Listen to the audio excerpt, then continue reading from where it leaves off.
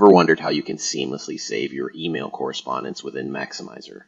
Today, I'm going to walk you through the magic of Maximizer Connect. Start by clicking the reply button on the email you wish to respond to and compose your thoughtful response.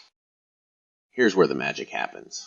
Instead of clicking the send button right away, use Maximizer Connect to select the recipients you want the email saved to. By default, Maximizer tries to match everyone in the reply. Those already in Maximizer will be selected automatically. Notice some recipients aren't highlighted.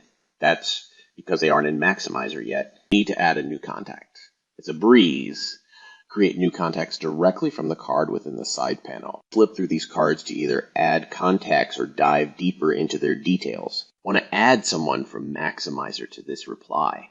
Just type their name in the Add Recipients box. Change your mind and don't want to save this email. No problem. Simply uncheck the Save To option. And there you have it. With Maximizer Connect, saving your correspondence with contacts has never been easier.